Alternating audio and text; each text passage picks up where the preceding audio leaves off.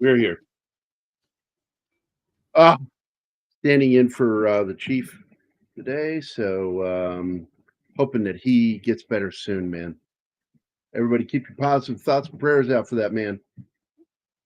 So we're going to be talking about another cop movie.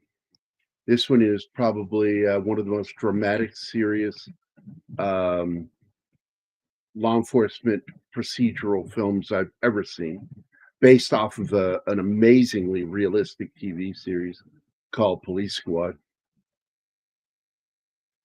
And who's all here? We got Snorty's in the chat.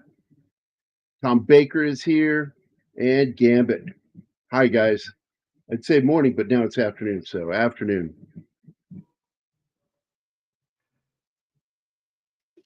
Hey, everybody.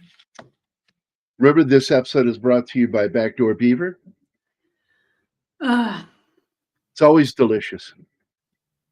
Yeah, I'm not tortured enough by having to talk about this movie. I also get the beaver thing shoved into my face. Every episode. Well, Yeah. the beaver Because is you're an from this asshole. movie. You cannot talk Sounds awesome. without talking about the beaver. I don't want to talk about this movie to begin with. I never wanted to watch it. It's so don't get me started. Don't even get me started. Yeah. Molly Shannon. I'm here for now. I have to take my afternoon nap in a bit. Oh, did you eat? I know bears like to take a nap after they consume a walrus. Well, yeah, we are not in the usual time slot, but we are here. And we don't, I don't know if we'll stay here with the whole thing. We might be able to cut and run a little soon. Because I'm just doing this because, one, it impacts the algorithm when we create shows and there's no show. And so we're like, got to keep it going as much as I can. You know, like some days I just can't do it. I'm busy doing stuff I'm supposed to be doing, artwork. Before the show, I actually wrote a little more. Yeah, talking about walrus. Num num num num. But just remember, as good as that walrus is, it's not as good as popcorn from a backdoor beaver. Yummy. Just remember, also, Keith is watching. Keith is always watching. Look at those eyes. He's staring into your soul. Swallow your soul. Swallow your soul. So we are going to. That's from. Hannibal laughed at that. I don't know if she knows what that's from. That's from Evil Dead. Evil Dead. It's Evil Dead 2, I think, is where they said it first time, isn't it? Evil Dead 2. It just sounded funny. I don't always have to know what shit is from. And then they created, they created sort of a parody of it with Army of Darkness, because Army of Darkness is just funny. Evil Dead 2 is funny too, but it has more horror elements in it. A lot less by the time we get to Army of Darkness. Evil Dead 1, the original, is not very scary, I got to be honest. But I'll tell you what, you watch that movie in the middle of the night all by yourself with all the lights out, and it gets under your skin. And I remember watching it the first time like that because a friend of mine says, "Oh no, you don't think that movie's fun? Watch it."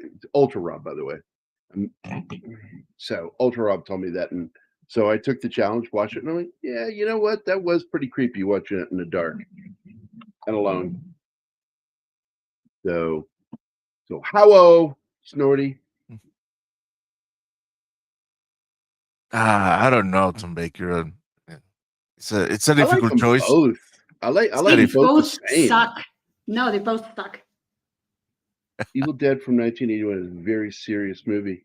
Yeah, but oddly, the makeup is, I mean, the visual, because it was shot on a shoestring budget, it really was. So the effects are not so great. The animation, the claymation that was done in it, pretty trippy to watch, but it's just not scary. I do love one of the stories. It came out of the Book of the Dead, the making of the film.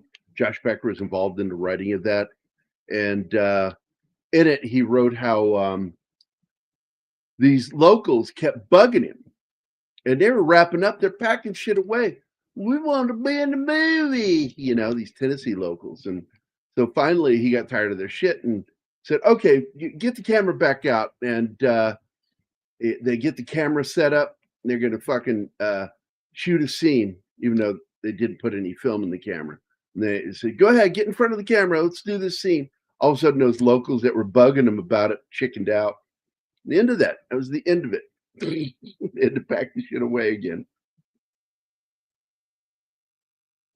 Sam Raimi is like that. He will do that. Like when he was doing The Quick and the Dead, Pat Hingle was pissing and moaning about how his character doesn't protect his daughter, and it bothers him that he's whoring her out, and so they and this is told to me straight from Bruce Campbell in a car driving. Bruce told me this.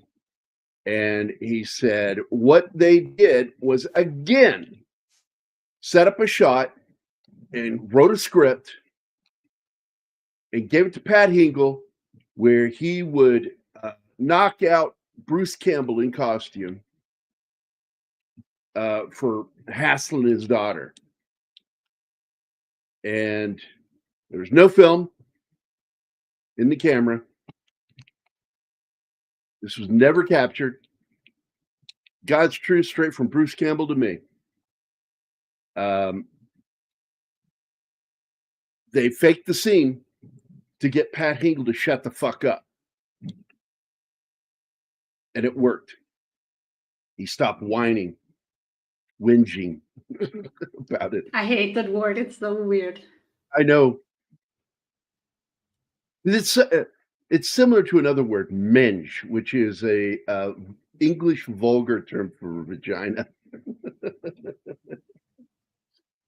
Have you seen the Sam Raimi short film that was original? Yeah, I've seen it. Man, I'm part of that crowd by connection through Josh Becker. I've seen everything to do with that. I've seen photos that you guys have never seen. It's never been made public.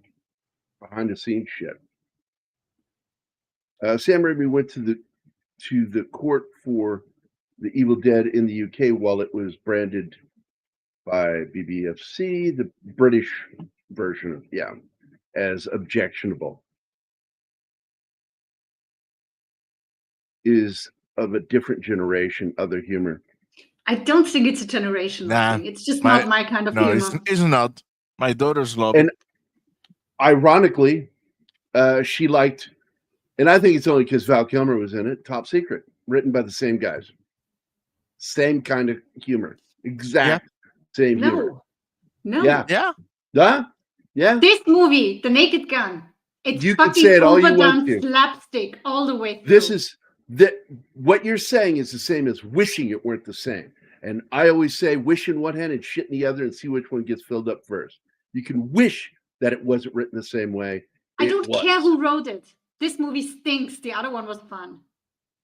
That's because Val Kilmer was in it. No, that's not the only reason. I believe it is. I really do. No, it's not. No. I believe that you like Val Kilmer, so you are willing to give that kind of comedy a chance. Exact same comedy.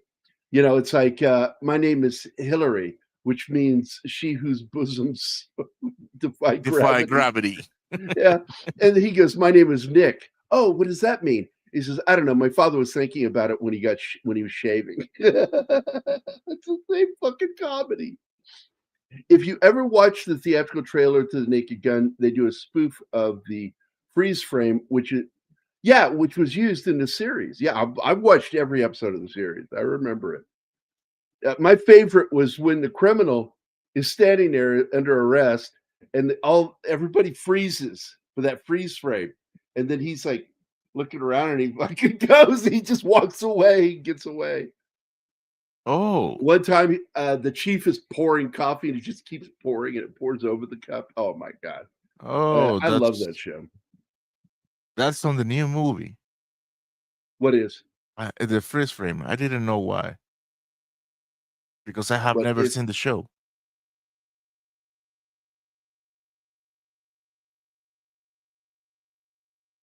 what about the new movie? I don't understand what you're saying. They have the freeze frame in the new movie. Oh, I don't remember. I've only seen it one time. But it was done in the series, and I love it. I love that they did that. Let's see, Gary Anima Martin driving home from Applebee's. I have my grandbaby today. Awesome. Let's see. It's not a question of generational movie taste, period. Yeah, it's not. My daughter likes fucking Monty Python. I will throw a quote out and she goes, Monty Python. The TV show lasted 6 episodes. Yeah, it just look, it didn't catch on. They didn't promote it correctly. All sorts of things. I'm glad they were able to take some of the gags and put it into film. And by the time they did the film, sadly, they dropped 2 of the actors for the movie. I'm not sure. I know one of them. What are we talking about? Was because the bigger named actor wanted to play him, and that was George Kennedy. And then in the TV show, O.J. Simpson's character name, I just forgot his name. Norbert. Norbert was actually played by the actor from Mission Impossible, the Italian guy. And he was always the muscle on Mission Impossible. And he was actually in every season of Mission Impossible. He's the one actor who was in each season, and Gregory Morris was in most of it. They dropped him for a bit and then brought him back. Same thing with the other dude. I've noticed that in both the original and the reboot, during the romance montage between Frank and Jane, they play an old song. Yeah, Norbert. Boy, that aged well. Having O.J. Simpson in the movie. Well, it gave us a joke. Well, my favorite joke from all that. What was O.J. Simpson doing in all the Naked Gun movies? Planning his murder. Oh God! You are a horrible human being, Gary. I know, but that's funny. I just found that funny. The weirdest part of the Naked Gun, Liam Neeson shows up in a kilt. Yeah. There are a lot of things. I laughed in that movie. I actually enjoyed it. No, it's nowhere near as good as the original to me, but I did enjoy it. And I hope they get more. Peter Lupus, thank you, my friend. Peter Lupus played Norbert on the TV series, and which was funny because he's a giant. And then they had to find an even bigger actor to play the tall dude. That gag, I love the gag. It's in the show and it's in the movie too, where he says he's eating a banana and he says, "Oh, you got a little something on the side of your mouth." And he goes up like that. And he goes, "No, the other side." And he goes like that, and the piece of banana, the big chunk of the banana, just drops onto the countertop. Yeah, that's fucking funny. Time for the bird to go nappy by. Okay, buddy. I'll see you later, man. Have a good nap. Bye, Snorri. Sleep well, buddy. I wonder if he's like me and needs his old man naps. I don't think he's as old as you.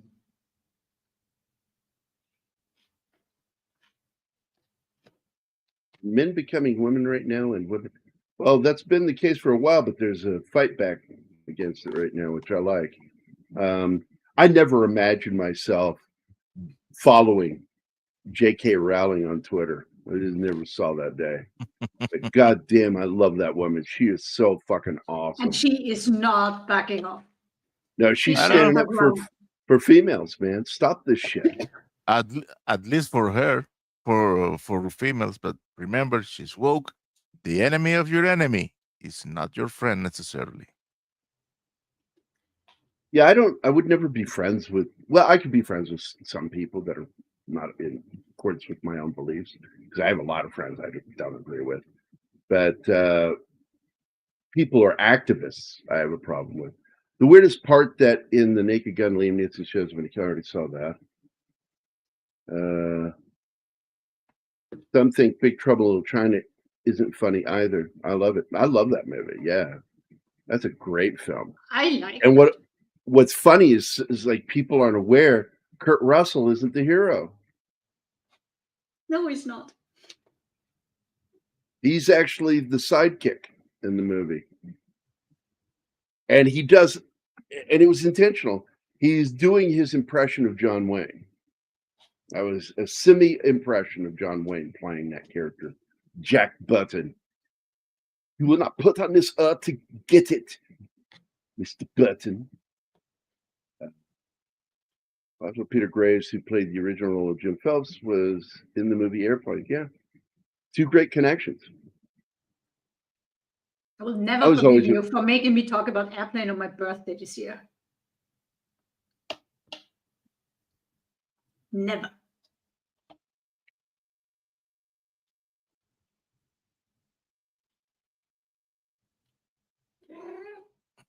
Oh, I know that voice. Uh-oh. The cat has entered the conversation. Well, I wouldn't say everything, but well, look, Keith and I, if you were to approach us 10 years ago, we would appear woke because I believe in certain things. I believe in women's rights. There's a right and a wrong thing about woke. Star Trek did woke, and the fucking they did it correctly. Back then, yeah, there's a right way of doing it. It's just not the way they are doing it now in Hollywood. And so Keith and I are technically OG woke. This new shit, it's fucking offensive to the intelligence, and we just want no part of it. We believe in being realistic. It's like women are equal to men. Well, yeah. But are you trying to say that they're biologically equal? No, they're not. You know, but they are, like in the workplace, should be treated exactly the same until it comes to physical demands that they're incapable of doing. And that was what was pissing a lot of us in the military off, and still pissing off people in the military, that in order to get more women into things, they kept dropping the standards. So women couldn't make. It's like, no, where's the equality in that? It's like physical equality is, you know, because physical prowess, you want people that are physically able to do the jobs in the military. I made my future late ex-wife cry because she couldn't drag a guy to safety during a field training exercise, and I stood over as one of the judges, like, oh, don't worry, your tears will save him. Go ahead and leave him. He'll be okay. Big move, but yeah. Yeah, I got the point across. She needed to learn that, yeah. And I got, like, you know, that I got attacked over this previous week over a comment I made, which is an honestly serious based comment, which is I don't like women in TV or film getting into fights with men twice their size and being able to stand their ground with them. It's like, sorry, that doesn't fucking happen. She was an agent and trained. I don't give a shit. It's about size. It's about weight. It's about upper body mass. You know, all these things come into play. This scene fucking cracked me up. When he takes Gorbachev's fucking the ink spot off his head, I knew it. Yasser Arafat, all the villains, and that's Frank Drebin in the costume there, pretending to serve, and he's got a hunchback on. There he is, Muammar Gaddafi. A lot of the guys in this video had very awful deaths. What's his name from Uganda? I mean, yeah, Idi Amin. Idi Amin and Omar Muammar Gaddafi fucking he got fucking stabbed in the ass and taint. Yeah, Jatula. That's fucking, what a nightmare. It's like, when I saw that video, I was like, oh, no. Delete. I don't want to watch that again. No. So he starts pouring this and ends up pouring it on his hand. It's fucking funny. And by the way, you can tell that the writers and creator of this are Jewish because of all the villains in this scene. It's a fantasy, and I got it. I liked it. But what a lot of people don't know is The Naked Gun, which is from the TV series, was actually a spoof on a Lee Marvin TV show that came out in the late 50s.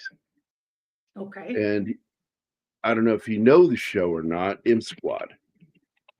Have you ever heard of it? No. I've heard of it, but that's all I know. It exists.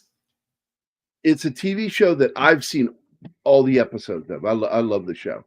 It was a half-hour procedural drama about the Chicago Police Department, their special division, fictional division called M Squad. And the opening of the TV show, and I mean, I'm serious. If you go back and watch the opening of M Squad and watch the opening of Police Squad, it's almost identical the way they did it, including when he introduces himself in the car when he's doing the narration. You know, I'm Frank Drebin, Lieutenant Frank Drebin of Police Squad, the secret division of the city police. And that's how he would open it. Every episode of M Squad, he would, Lee Marvin would be doing that narration. Everything was the same. The shooting, when he gets out of the car and runs up to the front end and shoots off into the night sky. And they even shot it on the same street at the Warner Studios. It's fucking funny to me. I love it. This is one of my favorite gags from the show that went into the movie of this scene. And what this is actually from, ironically, is from Hawaii Five-0. And at the end of the opening titles, you would suddenly be on the back of a police motorcycle that has that light on it. And it's going this way. It's going the opposite direction of what this is. And so they took that as a nod to TV cop shows. I liked it. Like, it's on the roller coaster now. Just crazy shit. Goes through a room full of naked dancers and finally parks in front of a donut shop.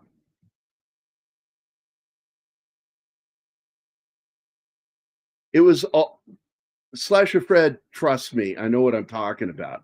It was a throw up to all the police shows, but the intro for Frank Drebin and the intro on the TV series were both throw ups to the show M Squad. I'm not making this up. That's a fact. But the entire series and movies were a throw up to all the cop shows from the 50s, 60s, and 70s.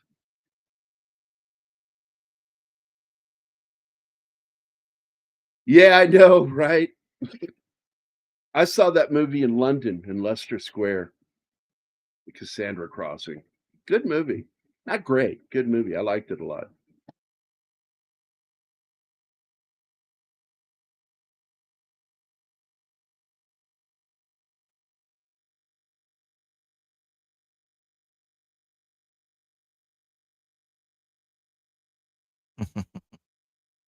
We're now really in the mood. Oh my God. I never got into it. This idiot. Yeah, the one guy throws his gun and they all look at him. Look at it. He's like bends down against his gun, goes to pick up his gun, and then the main villain comes walking out, picking up the gun. And the guy in the middle has been a villain in a lot of movies.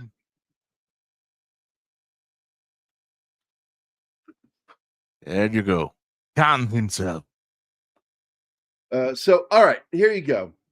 According to sources, Police Squad is a direct parody of the 1957 television series M Squad, specifically mimicking its opening credits, theme song, and overall tone. The show created by David Zucker. In fact, one of the episodes of Police Squad is a direct remake of the season 2, episode 1 episode of M Squad. It's a remake, shot for shot.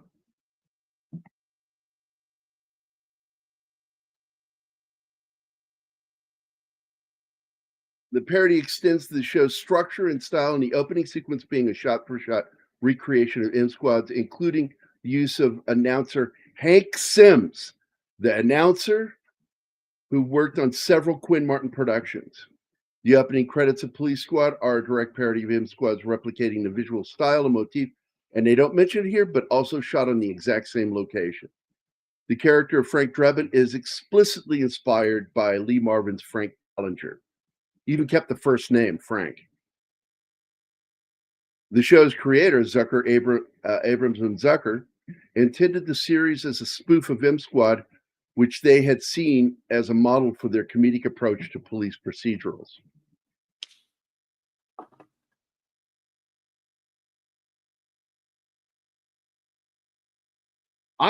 We need to do that movie, Martin and we need to do that movie. It's actually, the premise is scary as shit, which is a biological disease may be loose on a train. And what is the government willing to do to that train and all its passengers?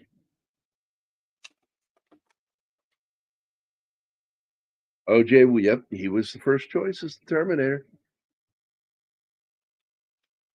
And I understood he was prepping for that role, learning how to use a knife.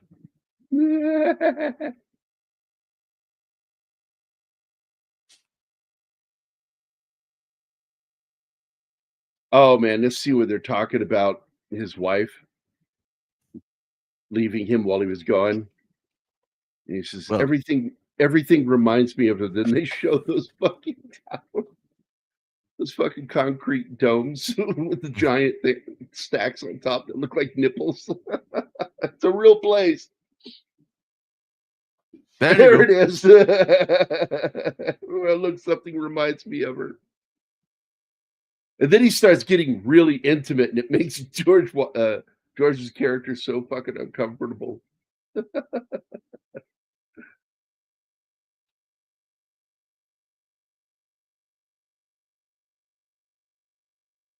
So after the success of Airplane, ZAZ, that's the partnership, had looked at doing another spoof comedy as a movie using the series M Squad as its basis.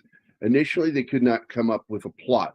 So Paramount's Michael Eisner had set them up with a 6-episode television deal despite their desire to make a film. The series was called Police Squad, though it was sadly canceled at the end of the contract. Zaz continued to make the films, including Top Secret and Ruthless People. And by the way, Ruthless People, very good film, was the first movie produced by Walt Disney Studios under their flagship. What was the name of that studio? I forgot the name of the studio. Touchstone. And it was distributed, though, by Buena Vista Distribution, which is Disney Studios. So, but it had Danny DeVito, Bette Midler, Judge Reinhold. I love seeing him succeed, man. Like I said, this is a guy we knew in high school. He was a great guy. Anita Morris is in it, and of course, the gorgeous Helen Slater and the affable Bill Pullman. We need to do that film too, because I like that movie.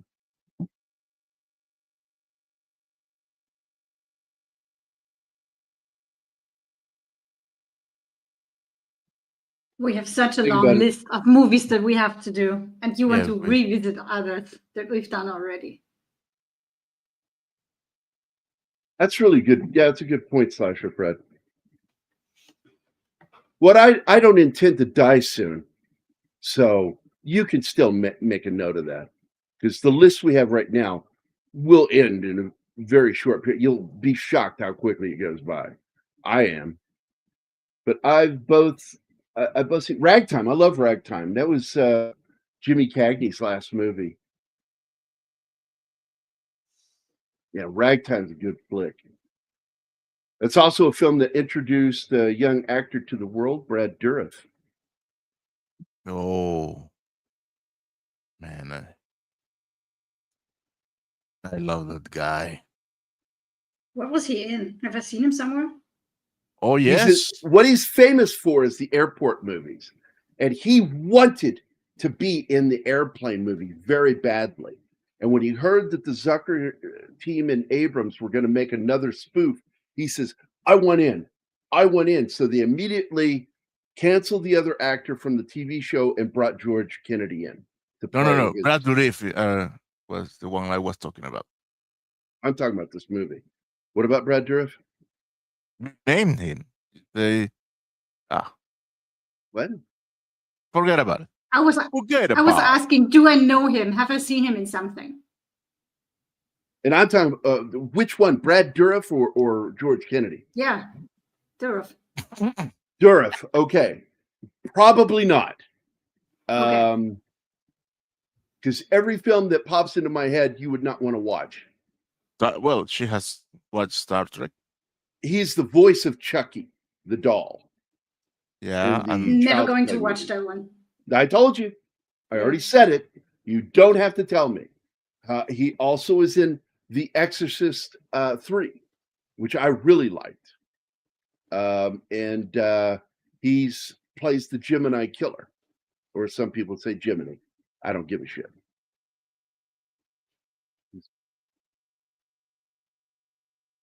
Oh, wait. Oh, the microphone gag. Oh, yeah. Goes to fucking, and did not find that funny. I laughed my ass off. I would have found it funny if they wouldn't have dragged it out, because he pisses like 10 fucking liters. That was part of the joke. That's my problem with that kind of humor. That's my problem with that kind of humor. Nothing makes sense and everything is just overdone. One thing I love about these films too, every single character is played by an actor known for drama. Because they wanted every character to not be played for laughs. They wanted them to be serious. And because part of the comedy is the fact that they're serious, saying these things. Yeah, John Derek was a fucking asshole, though. His Tarzan, that was him that did the Tarzan movie, right? With Bo Derek, his wife, as Jane. My God, that was so fucking bad. Someone bought me the poster from that. And I was so torn. Let me see if I can find it. I was so torn over, taking that poster. Let's see if I can find the poster here. Because it's actually a well-painted poster. But my God, what a terrible, terrible movie. And the artwork is really sexy. And I have to admit, yeah, that's a sexy poster. But I never put it up. I kept it in a tube and eventually got lost with time. It may be one of the posters that my sergeant has. I'm not sure. Here's a good copy of it right there. All right, share screen. Oh, share screen. Tarzan the Ape Man. Pull that down for me, would you, Martin? Thank you. And that's the poster. That's the poster right there. And it's beautifully painted. Yeah. But I never put it up because I just hate that fucking movie. They thought, "Oh, you like movie poster art?" I'm like, I like Drew Struzan. I like Richard Enzel. I do not. I don't just want anything.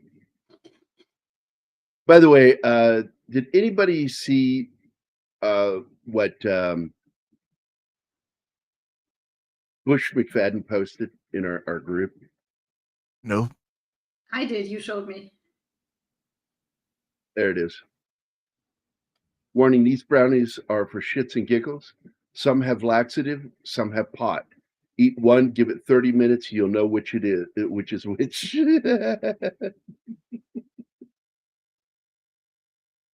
There you go. An evil kind of humor. That's a gag I liked that came from the TV show because it was a shoe shine guy. And he would go to the shoe shine guy and he'd give him money. Well, what do you know? And then the guy says, well, I'm not sure about that. And then Frank says, well, I know where that's from. And then the shoe shine guy goes, well, where's it from? And he goes, well, kind of having trouble. Remember? And he goes, well, here's 20. And so he gives the money back to him, trying to find out this information. Oh, it's fucking great joke. Ongoing gag on the show. My favorite on the TV show is when Dick Clark showed up. He says, I hear there's this new music that the kids are listening to. I can't remember who the fuck it was. It was like some band pop. Oh, it was ska. That was it. He says, there's this new music that the kids are listening to. I think it's called ska. And he goes, well, I might know something about that. And Dick hands him a 20. He starts explaining what ska is.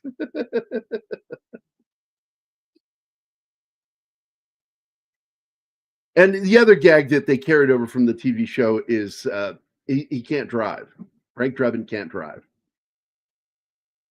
By the way, he says fighting fish. It's actually a lionfish. I was just like, it was really weird.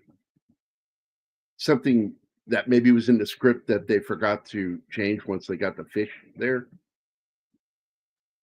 Maybe.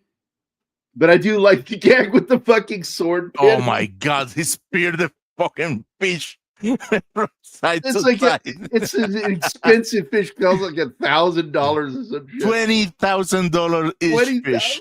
fish. Oh my God. Mind you, in the 80s. Wow. And he spears it with the pen sword that pin. Hirohito. Yeah, the sword pen that is only destroyed by water. Yeah, and he throws it into water. I'm like, fuck, man. Set that joke up. Again, Ricardo Montalban not playing for laughs. He's playing the character straight. And I like later when he finds it, he's like, what on earth happened to my fish?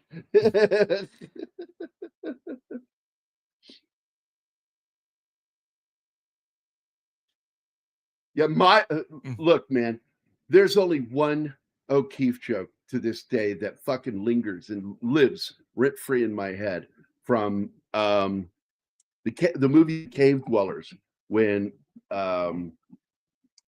MST3K made fun of it, and Crow's or not Crow, what's his name? The with the bubble gum head says, I wonder how much Keefe is in this movie.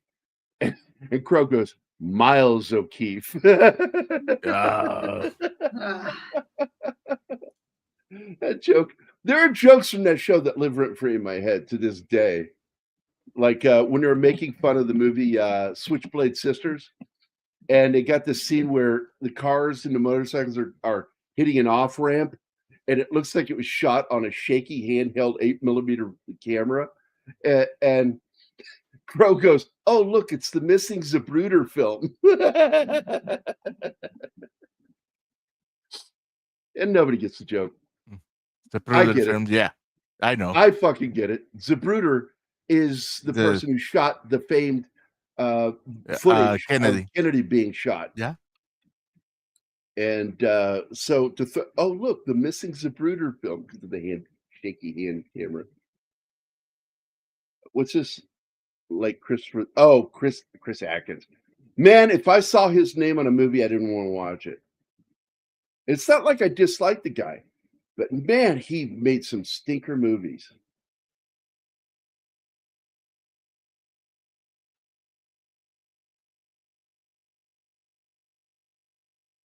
Yeah, a lot of people. He did that movie Zapped. I refuse to watch it because he's in it. I've heard there are like friends of mine who are fans of that movie. I'm like, I'm not going to do that movie. This one I didn't know. Made a spoof of 2001. I've seen Space Travesty. There was also a spoofed Alien. A lot of you probably don't know about. It's called The Creature Wasn't Nice. It's got Patrick McNee in it as the ship's scientist doctor. Oh, and what's her name from Laverne and Shirley, the cute brunette.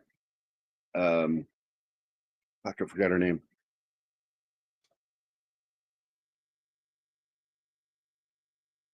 Yeah, sort of the Valiant. Oh, Priscilla. Beautiful woman. Beautiful. Clumsy as fuck coming down the stairs like that. Yep.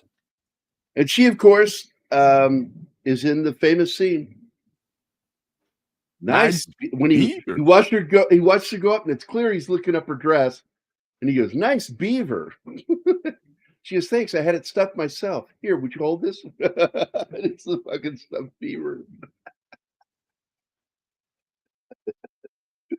Oh my god, I love that joke. And that is why that popcorn bucket is called Nice Beaver. Except it's ugly. Oh my god. How dare you? It's an ugly piece of plastic. Look at those beautiful eyes. It's so beautiful. It's so adorable. I wish it had fur on it, but you can't really do that with popcorn. Ew, no. Anima, there's a voice message here for you. How dare you? Because I can.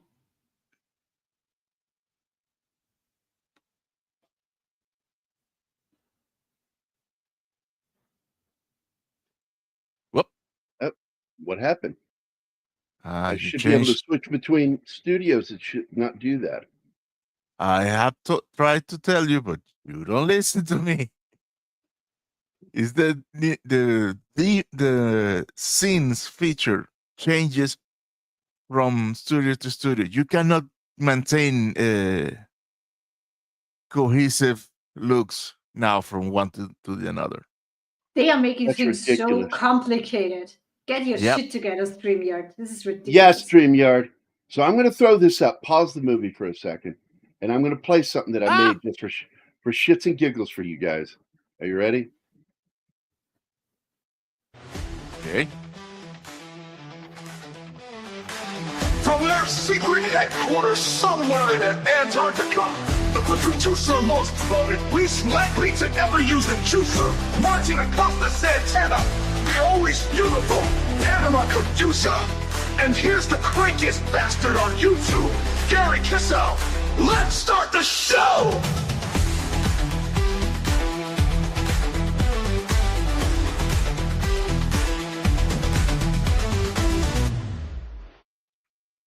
There you go.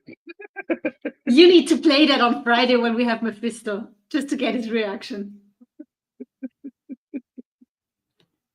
I think it's great. I just had some fun with it because I've never liked any of our intros. I've had problems with them. And everybody that's tried to do a voiceover just hasn't done what I wanted. Even that's not what I want. I want like the Sunday kind of voice, that highly excited, fucking loud, booming voice. How long did you have to try to get it pronounced Kissel correctly? It's almost getting it. I told you I speak Suno. Mm.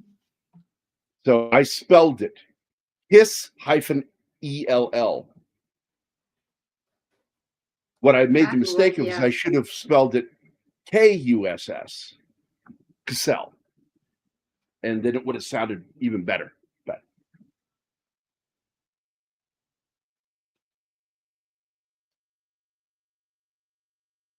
Pretty Woman 1990 is sort of a modern hooker adaptation of My Fair Lady. Kind of, yeah.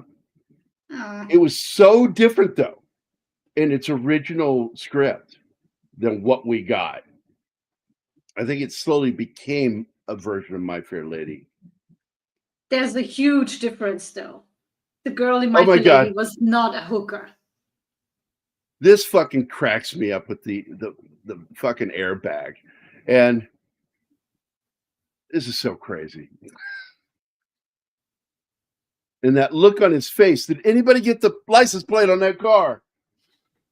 And then that look of, realization that I better get inside. I better go inside. But you don't know if he's completely aware of the fact that it was his car. You know, but at the same time, it just, that fucking cracks me up. I'm sorry, I laugh every time I see that. That look he gets on his face of, Yes. after he says, anybody get the plate on that? And then he stops and he just sort of Yeah. like almost breaks Oh. the fourth wall. And that look right there, there's the face. I better get inside. Yeah, that one. right there. Oh my God. Hi, Ed. Ted. You got those fiber samples? And again, different than in the TV series, this time he's basically Q. And this is a Q moment from James Bond with the fence that sprays you back when you try to spray paint it.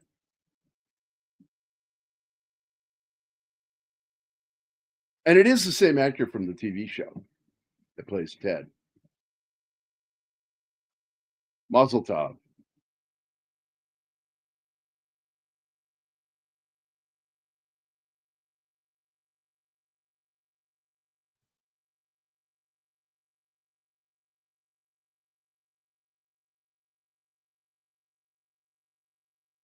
Oh, this, of course, starts out as a nod to James Bond right here, because that's basically the same knife popping out as in From Russia with Love. But then he turns it into a Swiss Army shoe. And it's got all these additional blades and corkscrew and fucking can opener. He looks at it. Oh, and here he gets the James Bond cufflinks. yeah, I love this. He's uses it on George Kennedy's character and he fucking shoots him with it. He goes, Ted, why? Shoots him. I hope you got that, because that's one of my favorite moments. Nope, didn't get it. Ted, why?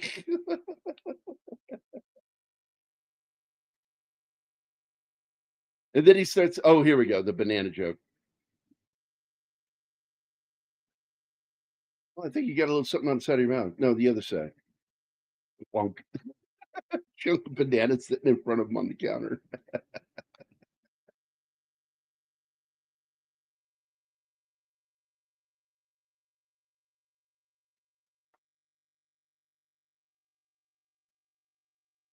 Oh my God. And he breaks the fucking what do you call I don't it? know.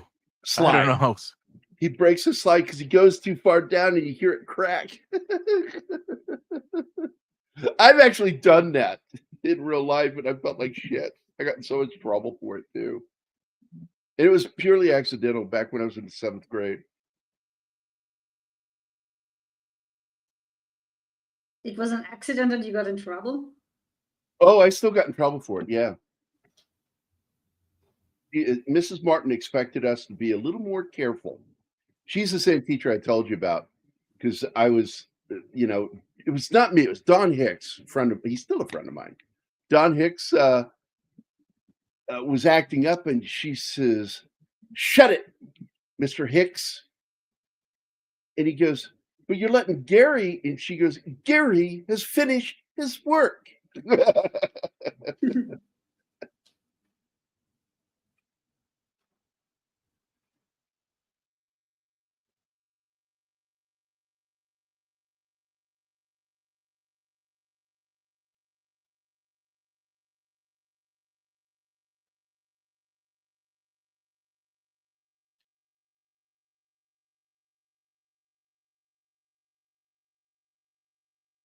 By the way, I was thinking about one of the gags in the Austin Powers movie with the $1 million. I'm like, even in the 60s, 1 million is not what a villain would ask for. No? You, What would yeah, you ask for? you look at the villains of James Bond in the 60s, the kind of money they were looking at, like Goldfinger. How much did he ask? I forgot. 600 million, some shit like that. Oh, yeah. That's different money. That's what they were expecting. The mobsters were expecting something like that. It's like, yeah, it's like, so I like that gag, but the gag is kind of oversimplifying the devaluation of the dollar. Like, bad guys would have only asked for $1 million. No, a villain like, oh, this scares the shit out of the guy because she points the gun at him and pulls the trigger and it clicks. Then she clicks it at her own head. This is probably one of the most serious moments in the film, showing just what a villain he is.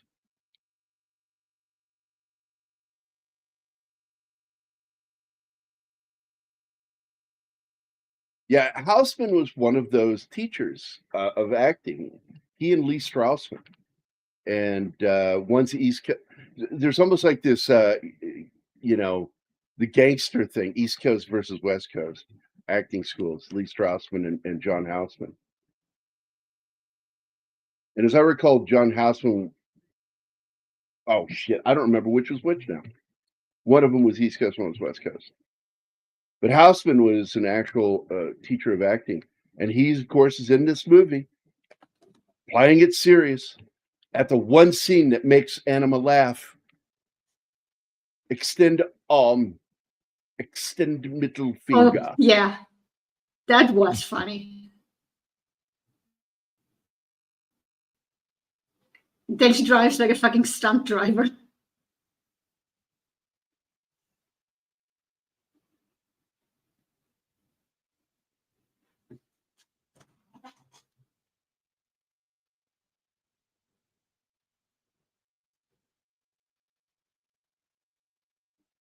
Osman would have been the guy to do it, man. I'm telling you. He's traditionally. I love that. Throws the pillow at him. And he wrestles with it. It's just so fucking stupid.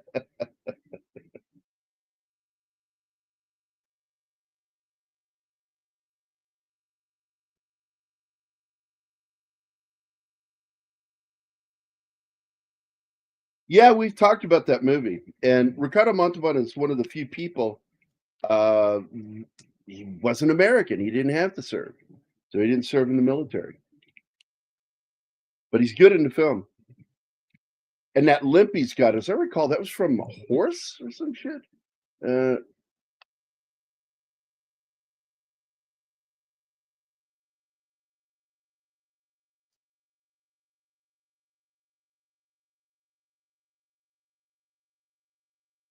Yeah, it was from a Western. Yeah. Montalban developed a permanent limp after suffering a severe spinal injury during the filming of the 1951 Western Across the Wide Missouri with Clark Gable.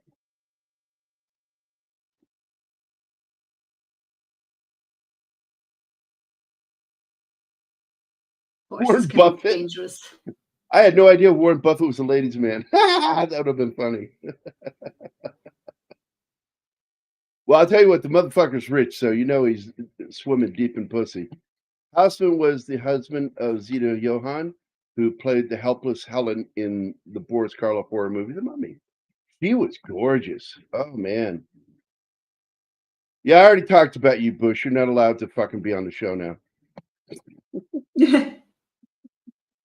You're late, mister.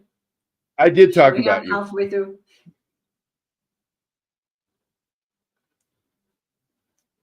And he's wondering, Yeah. like, what did you talk about? What did you say? What did He you showed- say? He showed us the fucked up thing you posted with the cookies. This. Because it made me giggle. I thought that was funny.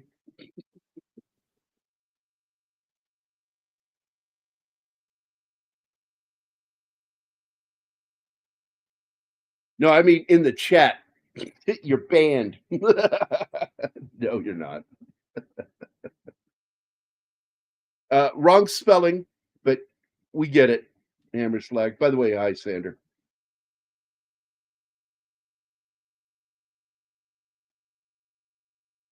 And here you go, buddy.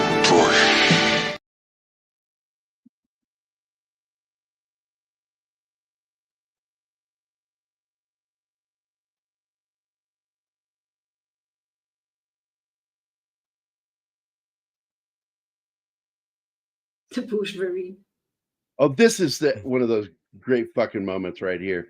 I have used this as a GIF meme so many times when somebody's like, when politicians or people that are employed by the government are trying to make it look like there's nothing going on here. This is the one I show. It's fucking perfect. There's nothing to see here. Please move along.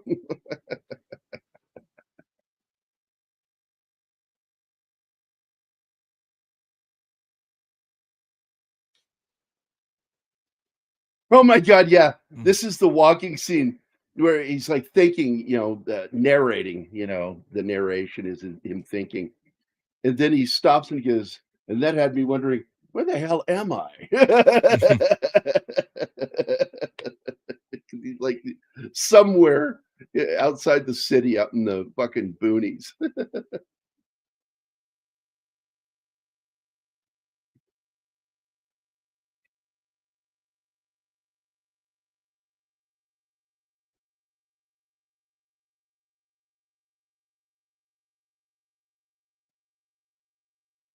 Oh God, this is so ridiculous. The flipping through the The house. whole movie is. Like stuntman flips and then he pops up. Stuntman flips, he pops up. That must have taken a while. Well, that's a classic thing that they do. You can actually see it at the opening of the show SWAT. The black actor, some other stuntman comes through the window and then the actor pops up. I'm like, why did they do that? It looks so bad.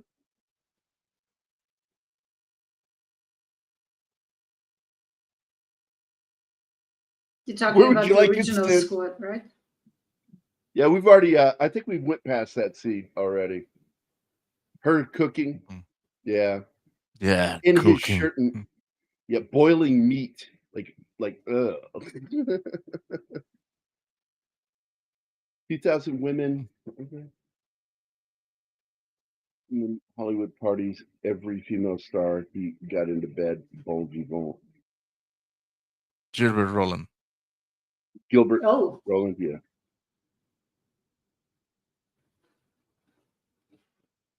Well, it's good to see you, buddy. The Bushverine. Always good to see you. The Bushverine. But that is a great line. We think we can save your husband's arm. Where would you like it sent?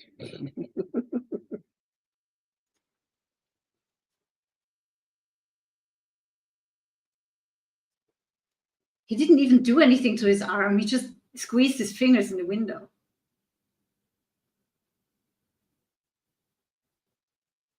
Well, they did shoot him with a lot of bullets. Yeah.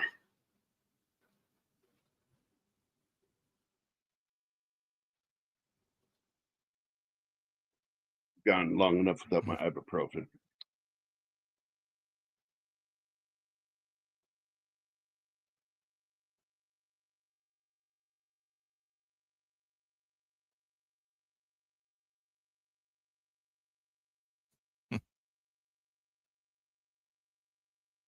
I remember in the Hot Shots movie where they had a parody of the 9.5 weeks, the food sex scene.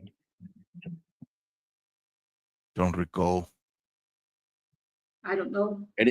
And he puts an olive in her belly button, the actress, and she yes, pops it and catches it. He catches it. Yeah. That is gross. I don't think that was a real belly button.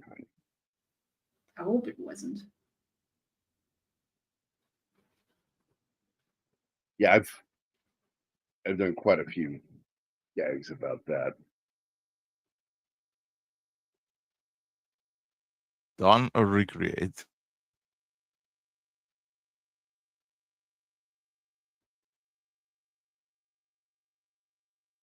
Well, I got to tell you, Tom.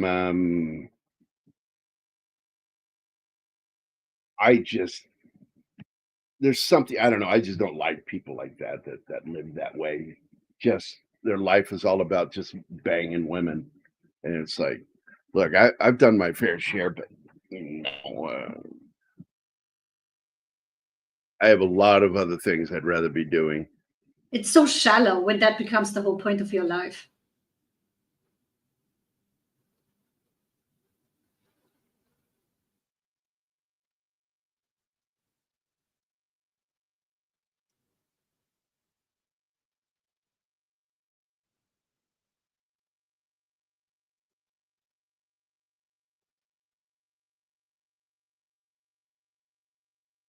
Something I had to tell you. No. 'Cause she was going to warn him Yep. that she was sent there, and he stopped her.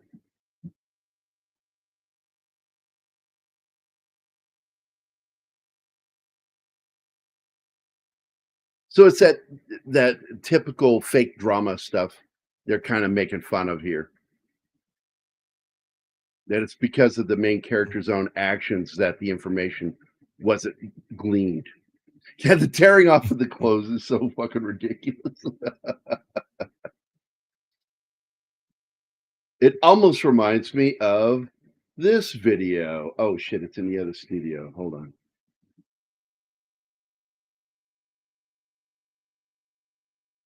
Here we go. This video. Hello, good evening, and welcome to the middle of the film. So yeah, the giant condom scene. I never laughed at that. I just thought that looked uncomfortable to do. I never thought that was funny.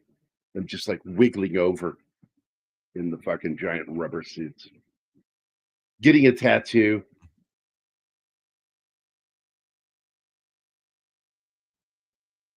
And you know, this is back in the 80s when not everybody fucking went out and got tattoos. This is back when real people, tough people, got tattoos. Now everybody and their fucking sister fucking goes out and gets tattoos. Yeah, you almost feel special when you don't have any. I didn't want any. I wanted to leave this life without a tattoo, but then I got drunk. In the army, that was a mistake. And you can pretty much talk me into doing a lot of stupid shit when I'm drunk. Everybody from my squad went and got tats. Yeah, they walk out laughing, and it was like or platoon. That was it. Something dark and serious. Here they clothesline this couple.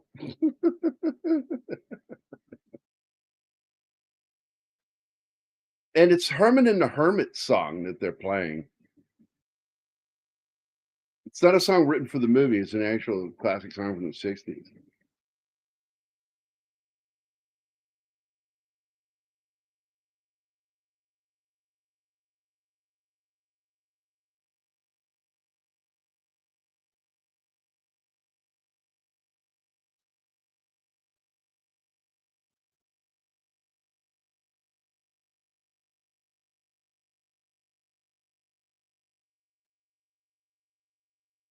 Goodbye. You know, sometimes I get like requests for stuff through my website, but nothing pisses me off more than some SEO expert just fucking messaging me. Just basically, give me money and I'll help your ranking. I don't give two shits about my ranking. Yeah, fuck off.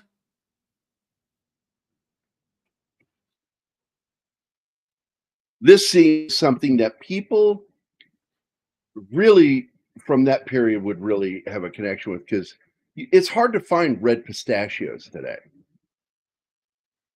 Because people have gotten used to eating pistachios that aren't dyed red.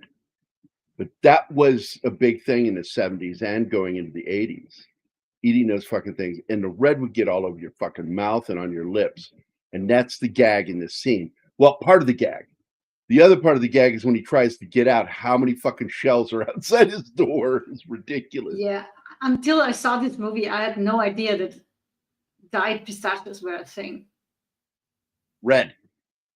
Never seen that. Hello, Ariel. Hi, Ariel. Hi, Ariel.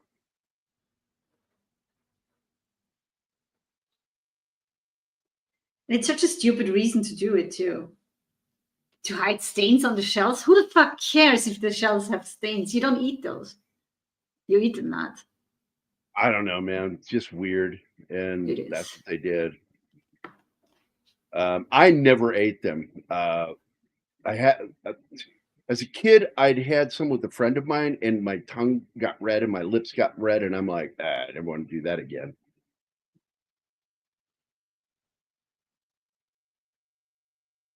And it may have been Jim Woodward. I'm not totally sure. I think it was, though.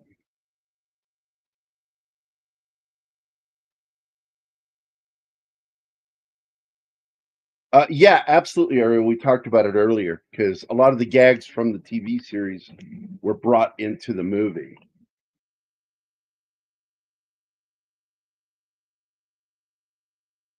And by the way, what she's referencing, Ariel was talking about, is on here. Leslie Nielsen is the toughest cop ever.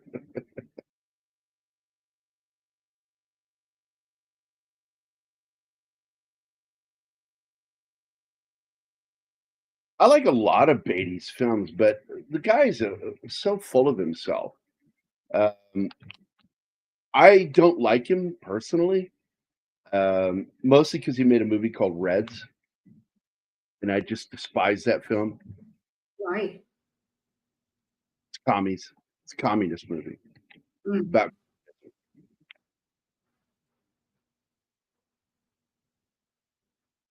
Oh my god, he reads it with the lighter, and then he looks away and up and fucking sets the paper on fire and pretty much burns down part of the apartment.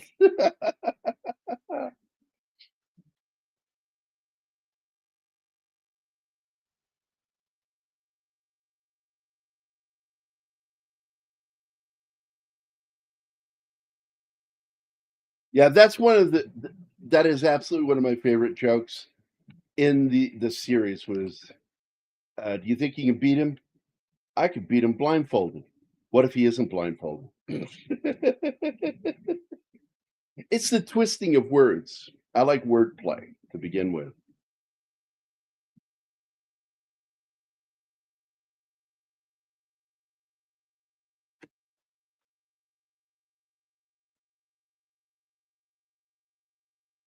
Yeah, you cannot just hear the movie with the movie in the background, neither the show. You have to sit and watch it.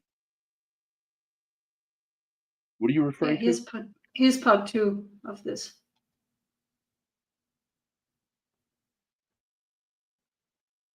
The thing that Ariel says Yeah, absolutely. Okay, so that's what you're referring because to. It's about Police Squad. Yeah, you can't do that. You can't do that. It's a visual kind of comedy. It's the dialogue not fitting what's happening. One of my favorite gags in the show is again visual, because the opening narrator, who is the narrator from M Squad, announces the title of the episode, and then on the screen it's a different title. It's different than what the announcer just said. It always was funny to me. And it goes, I also love the whole with special guest star Lauren Green, and the car spins by the camera and he rolls out dead. It's actually Lauren Green. Oh dead. god. That was a running gag on the show, that at the opening with special guest star, and they would announce who it is, and then it would be the actor, something happening to him. It's just fucking funny. I love the way they did that. That's dark. I like it. Now, there's a lady best known for the Lou Grant Show, but she would go on. Is she the same one that played the Sopranos' mother, the matriarch? I've never seen The Sopranos. me neither. I need to look it up because it seems to me that she played Tony Tony Soprano's mother. And when she died, they actually had the character die on the show, which is something that you just don't see very often where they do that. They just sort of how write did them they off. do that? Well, her character died in a nursing home. So they just, they get the announcement and then they show up and it's like, she's gone. Some shit like that.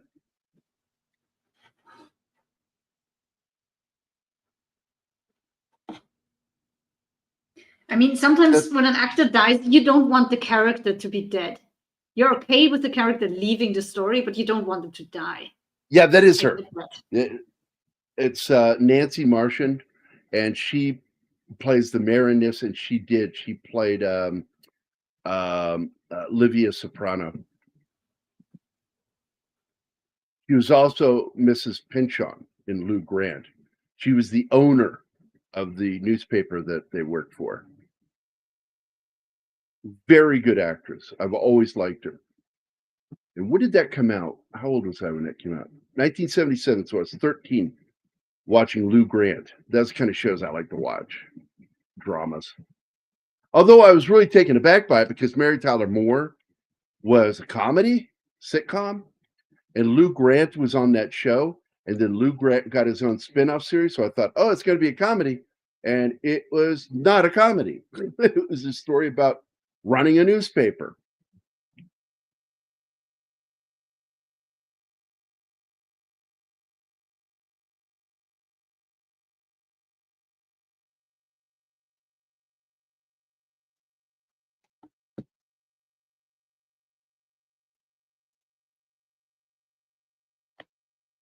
He goes, I think he's neck deep into being a criminal. And she goes, oh, Frank, stop it.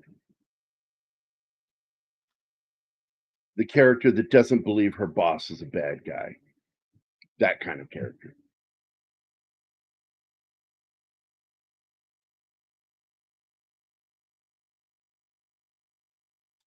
They keep bringing it up. That fucking beaver. You're goddamn right. You're the only person that doesn't like it.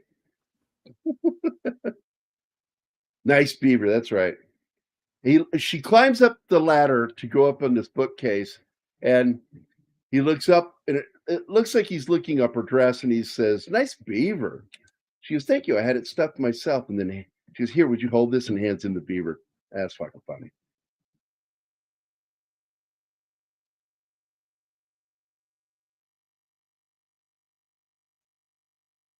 No, Lou Grant. She's 90. Yeah, Lou Grant. Not really one of my favorite female actresses. Who?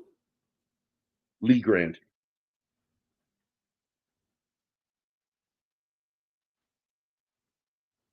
Who says redheads are crazy? That's Tom. Take it out on Tom, not me. It's not true.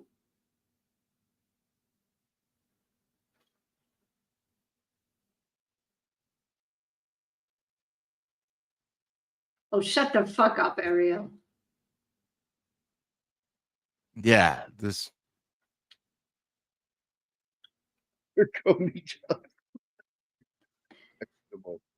So it's perfectly fine to not like clowns, but when you find puppets scary, you're not funny. Okay, I get it. I understand puppets, but those are Muppets. Completely different. I do say redheads are crazy because I'm a ginger. We have no souls too. I remember Muppets 77. That's I why plan on Hollywood doing kills that. us off. And I love that song. Paul Williams wrote the song Rainbow Connection, which I think is a great song. I love Paul Williams as a songwriter. I actually like his singing too. And by the way, he's still with us.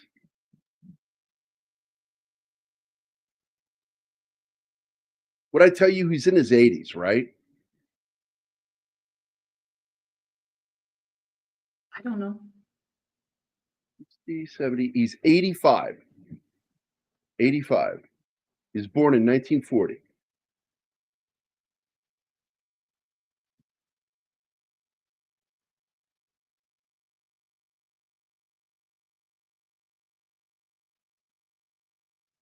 Well, he was a busy guy in the 70s going into the 80s, man, writing music.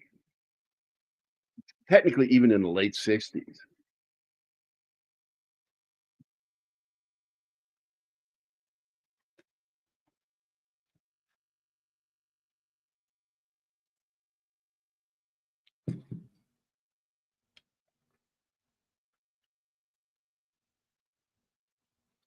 My God, he wrote so many fucking songs. He wrote a song that became a hit for the Carpenters. Which one? I played it for you yesterday. Oh, we've only just begun. Yeah, that one. I prefer the Carpenters version, though, to the one you played me, because they have more drive. Well, he's got a very simple voice. Yeah, also, it was just his voice and piano, I think.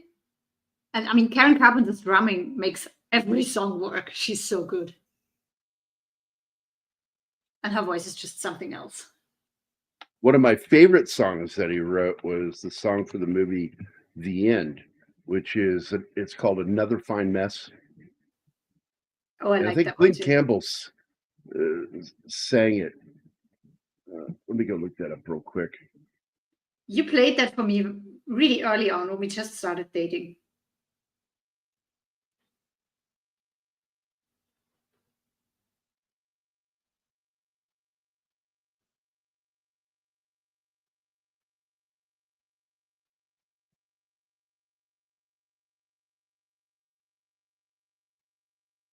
Let me look at the soundtrack. See.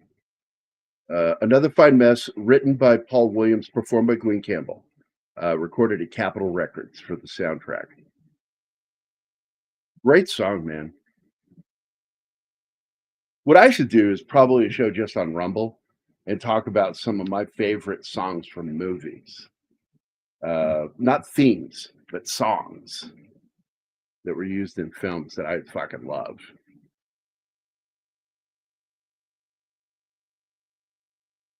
I don't know. This movie preceded Batman. Yep. This But movie came man, out that scene is so like a year reminiscent of before. that. Yeah.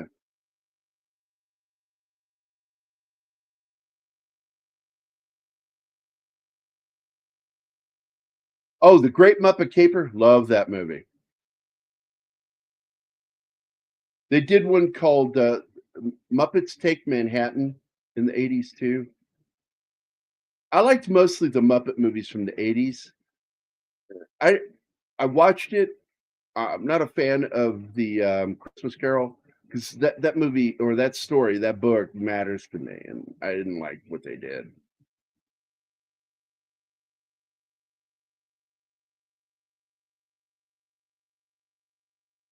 Yeah, the question here was Tim Burton inspired by this movie. Yeah, this scene with the frisking the guy. He reaches through and he grabs the gun from George Kennedy. He's like reaching all the way across into George Kennedy's. And he pulls out his wallet and it's got a picture of his wife and he punches the guy.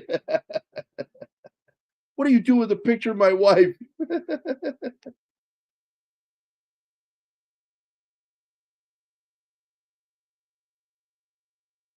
They followed the book thematically, but no, they did not. They changed, they added additional stuff that I didn't like.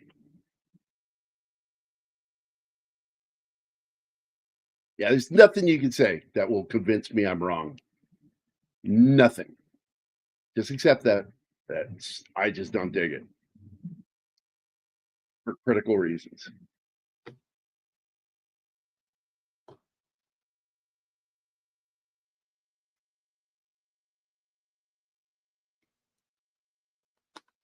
Now, even though I'm a big fan of the original Treasure Island, including N.C. Wyeth's artwork, I actually enjoyed that because I thought having, I just forgot his name. Oh my God. He had a stroke. He's in a wheelchair now. Tim Horror Curry? Picture Show. Tim Curry, thank you. Tim Curry playing him was great. Yeah, it was a terrible movie. I hated all the ones made over the last decade. Just fucking awful.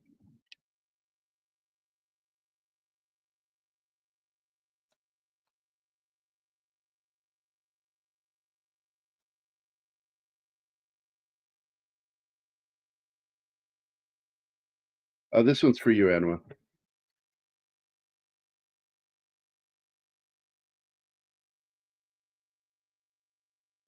Are you a Carpenters fan too, Gambit? Because I love them.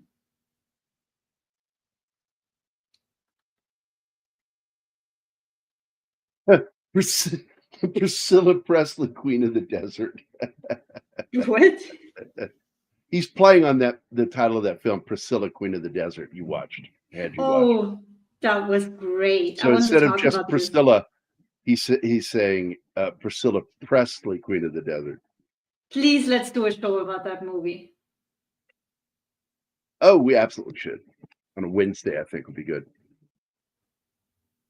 Because this is so much fun.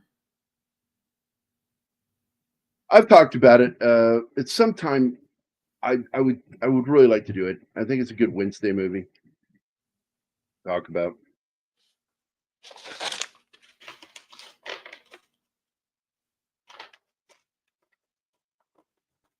Oh yeah, this scene.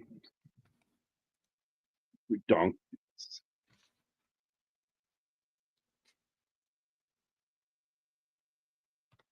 Yep. In fact, if they hadn't made that movie, they wouldn't have made the Big Bird movie.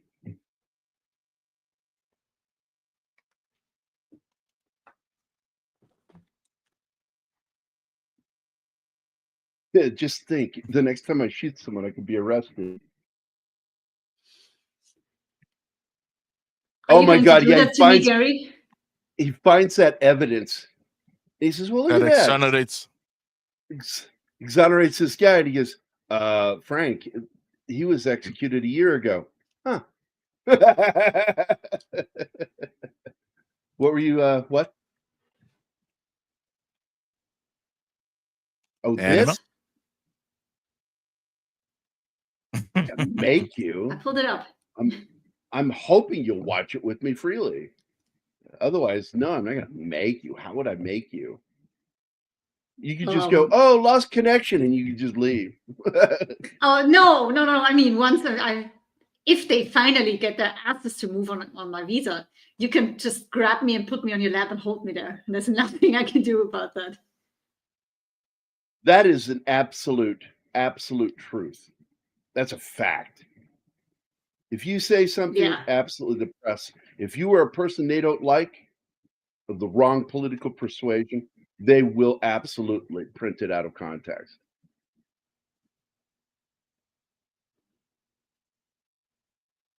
So yes, Carpenter's fan. Hey, look, man, I talk about some of the things that I like, bands and artists that I like. I am a big Glenn Campbell fan. Don't talk about it much. I like the Carpenters too. You like good music, so of course you like them. I like some music you can't stand. Yeah, but that's because I'm very picky with music. Well, it's also I'm picky with lyrics, and sometimes what I like about the song is the power of the lyrics. And you're like, I don't like that. I don't like the way that sounds. I'm talking about the lyrics. I like the song lyrically. That we had that just yesterday. I know, and I get that, but it's not enough. The lyrics can be really good. If the music is boring or something ticks me off, the lyrics are not going to save the song. What kinds of music? Like, okay. And I'll even point out, yeah, she's not going to like this one before I even play it. Yeah, probably not. You know how I grew up, so blame my upbringing for me being so picky when it comes to music. So I'll give you a list of songs I played for her yesterday.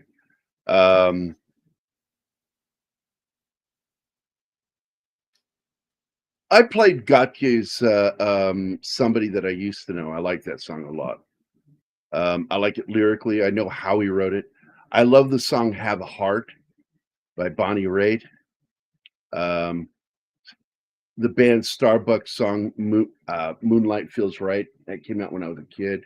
My sister Susan bought that album. She brought it home and played it. I fucking love that song. For some reason, and I don't know if Martin would even like this, that song by Ellie Goulding. I like the song Lights. I like the lyrics. It's very pop, not my kind of music, but I really like the hook, the way she sang it, and I like the written lyrics. Classic, I played her Steve Miller, Steelers Wheel, the song Stuck in the Middle with You. Another song that she didn't like, My Girl, Gone, Gone, Gone by Chili Whack. That was popular in 1980-81. Another song I love that I played for her, Whenever You're on My Mind, Marshall Crenshaw, because I'm a big Marshall Crenshaw fan. I played the song Up the Junction. She hated that. And it's a song that I loved and we played in my band regularly. It was one of the cover songs by Squeeze that we got to do, because I'm a big Squeeze fan. I was like, please at least play this one song. And they did. And that was pretty much where I wrapped it up playing music for her yesterday. Oh, we had a movie to watch, so. Let me go. Yeah, it's a great song.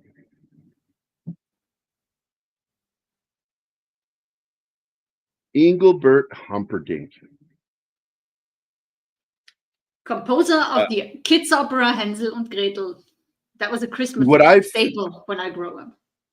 There is a video, by the way. Go find this one, Tom, if you like Engelbert, where Engelbert is singing a Tom Jones song on his show, and Tom Jones comes walking out annoyed.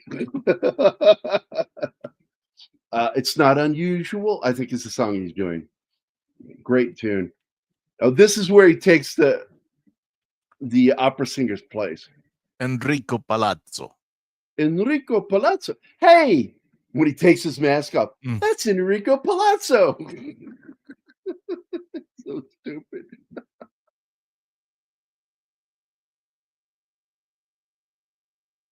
Oh, he's using that as a stage name. Engelbert Humperdinck. Oh, yeah, that's not his name. Tom Jones isn't Tom Jones's name either. He's Welsh. He took that name because of the popularity of the character. Yeah, but Humperdinck is the composer, so picking that name as your cover name is weird. The name of the actual person.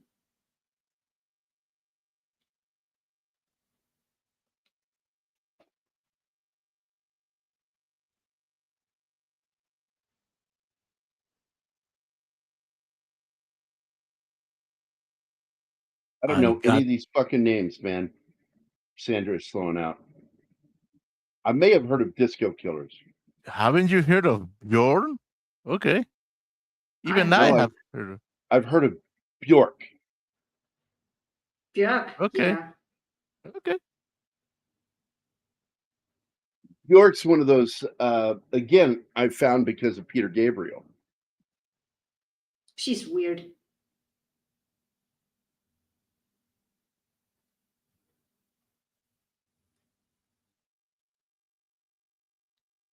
Oh, yeah. The swan dress? Fuck off. That was weird. We haven't gotten to that part yet. But because I played the song Running Up That Hill by Kate Bush yesterday, and Anima was not into that. And I love that song. What? And yeah, she didn't dig that. And Kate Bush and Bjork are both fucking weird singer-songwriters. And both of them I found through Peter Gabriel.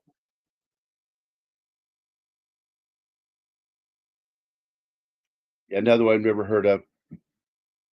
Yeah, he is so awful singing this.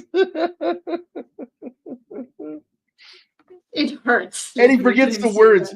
He even forgets the words. It's like, what? Like, who the fuck forgets the words to the national anthem? Yeah, does that make him a bad American? Yeah, he's apparently a German spy.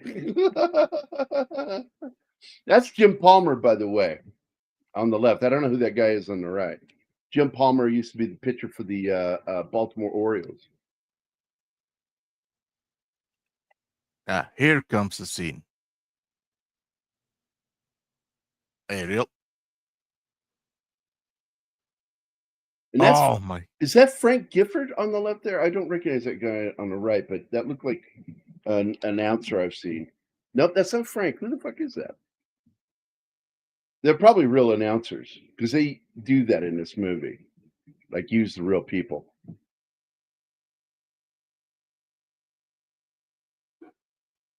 Yeah, the bloopers.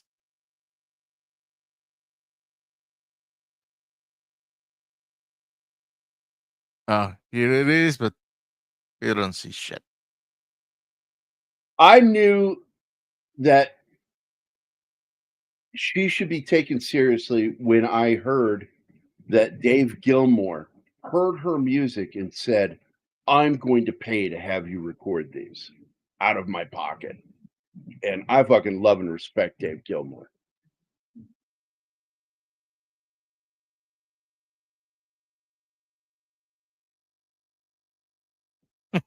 Look at that guy. That's when the Yeah. player literally loses his head jumping against the. He has Oh, some great stuff in here because you find out that Reggie Jackson has been taken over by his mind has been taken over by Ricardo Montalban. He and starts here robot walking, must kill the queen, lifts the second base, pulls out a gun. I like how he's eating his hot dog and he's had a finger, and it's the finger of his own henchman. So Oh gross. God, from the meat plant. Yes. Oh my God, yeah. Oh my God, I forgot that. Oh my God. Is that Norberg's wife back there behind him? That looked like Norberg's wife. I hadn't noticed. Go back. Hold on, let me go back a little. Yeah, you do it, man. No, Look, right there. No, That's not her. Okay. not. Now someone makes a joke. Oh, they all look alike to you, Gary. Fuck you. She actually looks like the actress.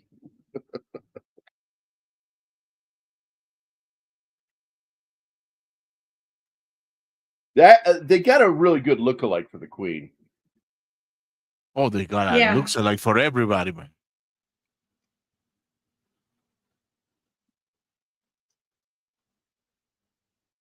Absolutely. That's one thing she did. Her music, it's not so much the music, it's the atmosphere she creates with it. And I love that. The way she uses her synthesizers, all of that shit. And you'll hear fucking Dave Gilmour cranking away in the background, not trying to be out front, just adding to the sound palette. And that's it. When you're listening to Kate Bush, you're hearing something that is part of the sound palette. It's not just like a three-piece band. It's something else is happening. Oh, I love the spitting scene. It's so gross, but everybody fucking spits.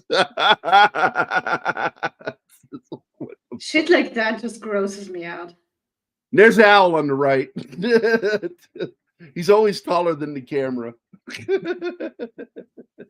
just standing there with his man boobs in the way. I love the way he frisks all the guys coming up to bat looking for a gun.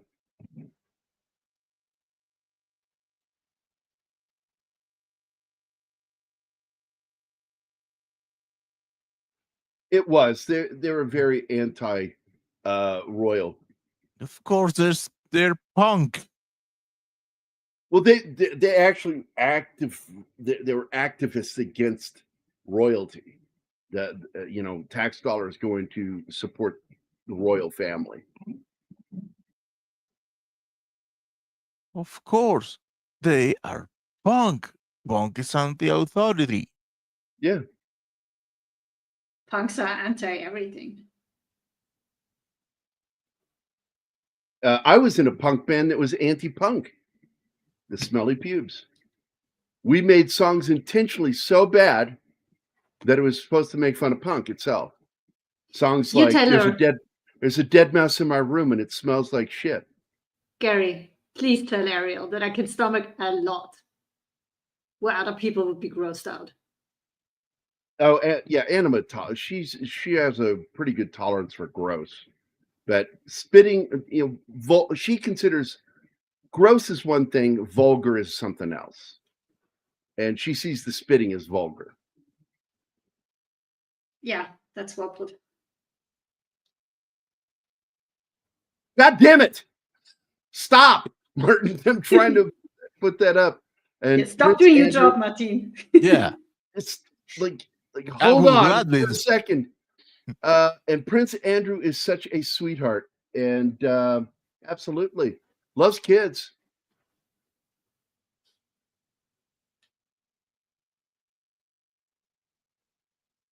I went there. Anybody? Loves kids. Nothing? All right. No, He's an Epstein No. client. I know. That is why I'm not going there. Engelbert Humperdinck. God bless the artist.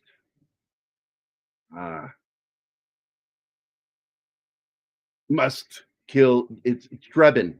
There's no L, buddy. Must kill Drebin.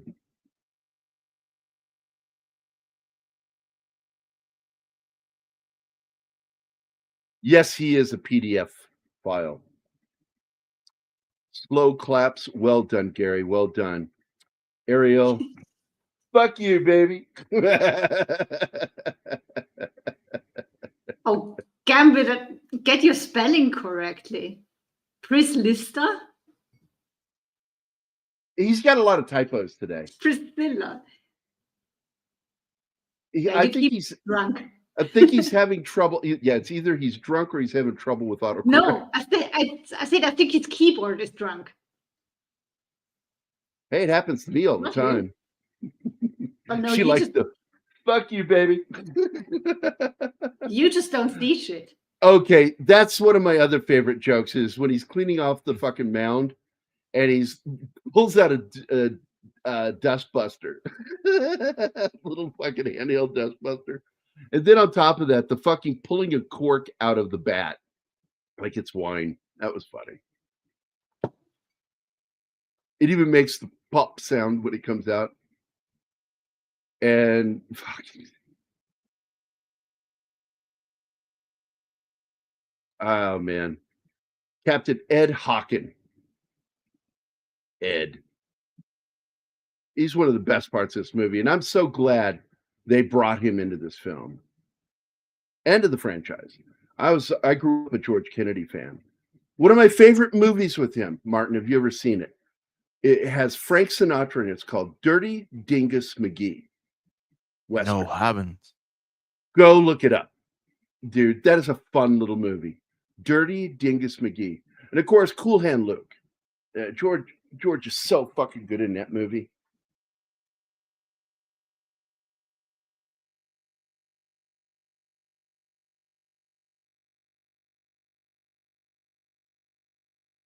Oh, and this leads to something that actually happened this year. First time in my lifetime during a major league game event where an umpire got kicked out of the game. Never heard of that happening before. It happened, about 3 weeks ago? What did you do? I saw the video and I forget. All I know is he pissed another umpire off, and the umpire said, "You're out of here. You can't do that."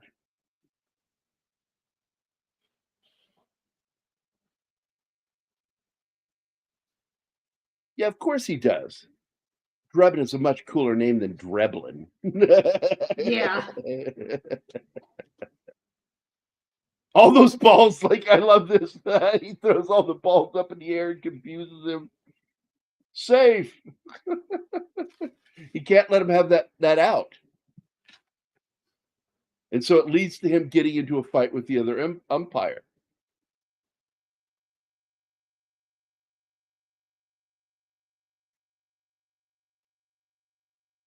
So he's actually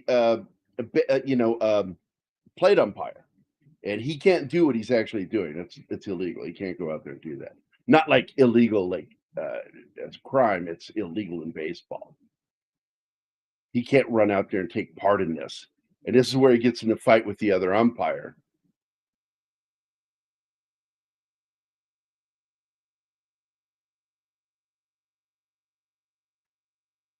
Oh, interesting. Oh, that's cool. I forgot about that. Didn't know they were friends. No. Oh, yeah, that's the movie that started it all, Sander. That's the movie that started it all. The parody movie. Movies making fun of other movies or TV shows.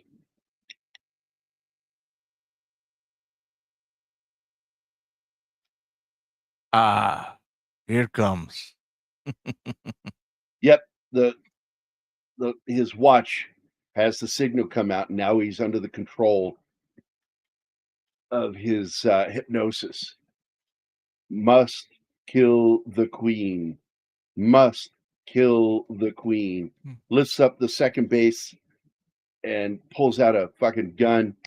And this whole argument's happening, and George Kennedy yells at him, "Frank, he's got a gun." You're the boss. You're safe. She discovers the truth. No, Ariel, at least I haven't seen those two. I watched it and wish I hadn't on both accounts. I didn't like either of those movies. That bad. Yeah, that is really bad. And it's got Sam Jackson in it. This Loaded Weapon was a parody of Lethal Weapon, and I love Lethal Weapon. I don't think Emilio Estevez is fucking funny in it. I don't think his delivery was very good of his lines. Also, they wrote the comedy wrong. Again, your characters can't be aware they're being funny. So they have this pile up here, and he comes.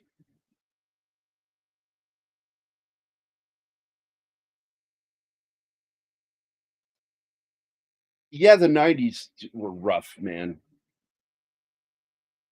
They're trying to recapture the 80s, and they couldn't do it. Oh my God, this fat lady. Oh my God.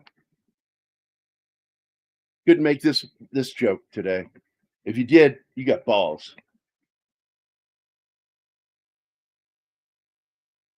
Yeah, unfortunately, there's a lot of funny things that you can't do these days because people get offended. Yeah, here we by go. it. Yeah, fat lady falls. And lands right on top of Reggie Jackson.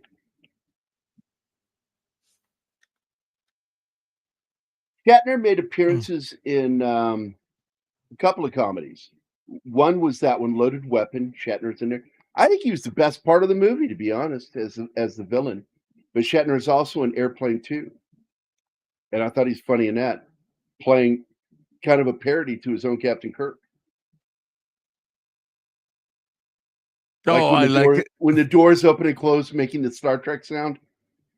I love how Ricardo Montalbán, well, the stunt is going away, hitting people with with a doll.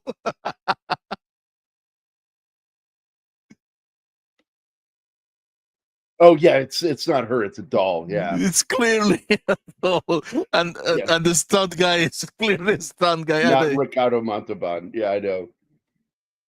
And this is where he used the dart gun from the cufflinks. Mm. You finally get the James Bond payoff. And he goes, "No, he'll be fine. He'll wake up in an hour." And then he spins and falls off the fucking roof. And he's clearly dead. Blood's coming out of his head. But then he gets run over by vehicles, and then the fucking UCLA marching band marches over him. Like, oh God, that was insane. Yeah, I'll watch anything with Tim Curry, bro. I will. I fucking love Tim Curry. Wait a minute, Jimmy Doohan was in that? What did he do in it? I don't remember that. Yeah, The way they look.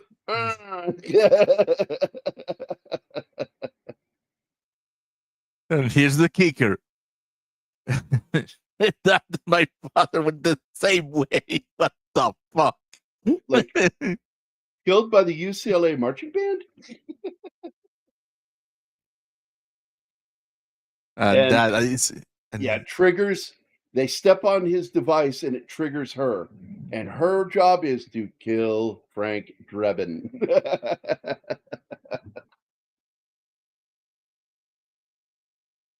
And Frank talks her down. I love you. Jane, it's me. I love you.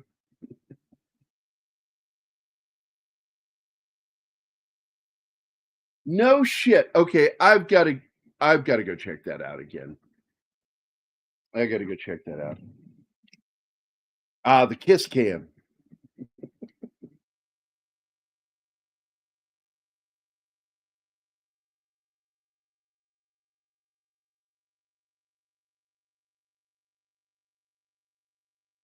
Oh my God, yeah.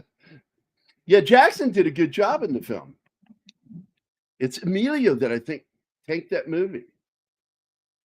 And another guy's in that, the dude from SNL, John Lovitz, as I recall, is in it.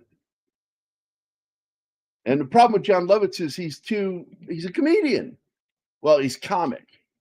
And it's like those movies have to have serious actors in those roles for it to work.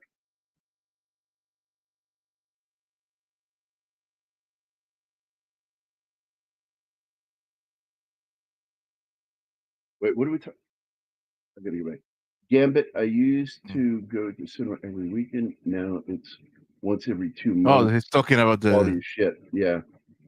downward spiral of quality. Yeah. We had a low time in the 90s too, man. And then the 2000s got a little better. And then in the 20 teens to today.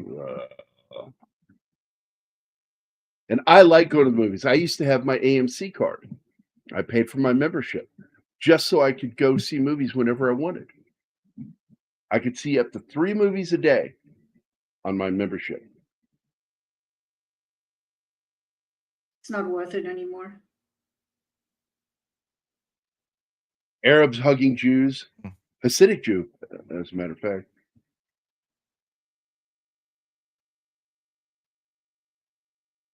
And then the mayor, apologizes, owes you a whole debt of gratitude. Morning, we want you back at police squad.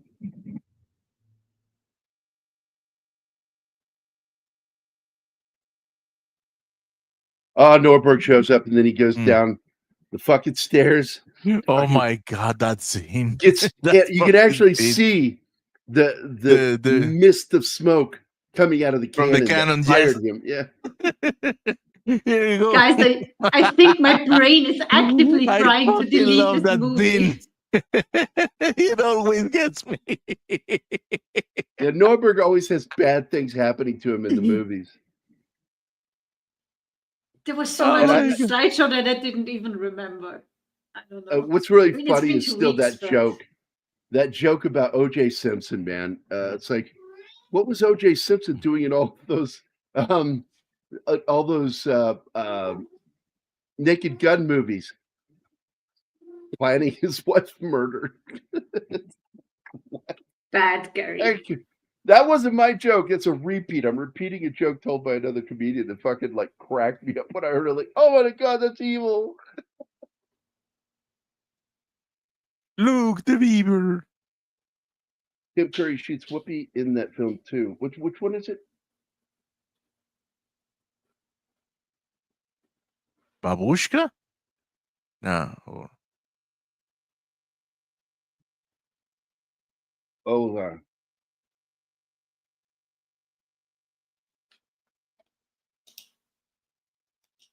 Mm-hmm.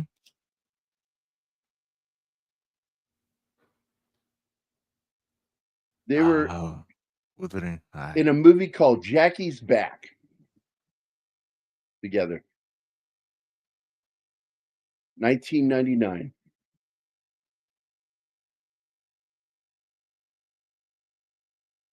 Loaded Weapon.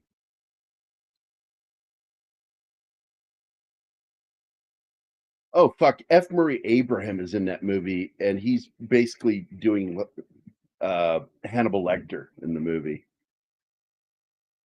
One good thing. Here's one good thing. Kathy Ireland was in that movie.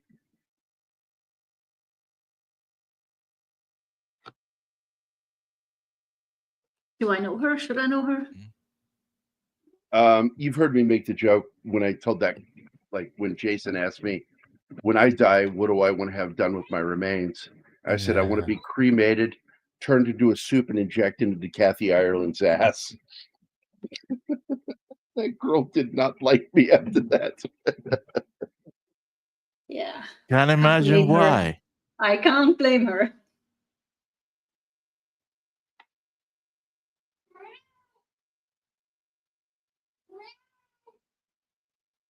Someone's complaining. Well, let's turn the show over to the cat. You know why she's doing that, right? It's food o'clock. It's almost 9 p.m. and that's when I usually feed her. So, and by the way, the mention of Wuthering Heights is actually Kate Bush again. I think that was the name of her album.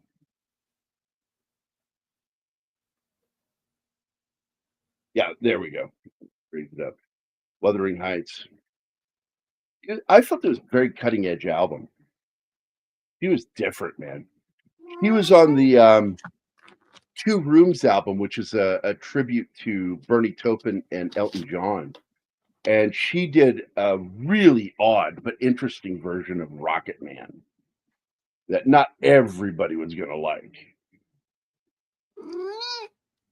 Oh, shut up. Nobody gives a shit that you... Look, the Muppets matter. The Muppets count, Cat. I know what she would. I know what she would do with the Muppets. She would probably that would have been Loki. Loki would have played them to death. I got to tell you something really funny.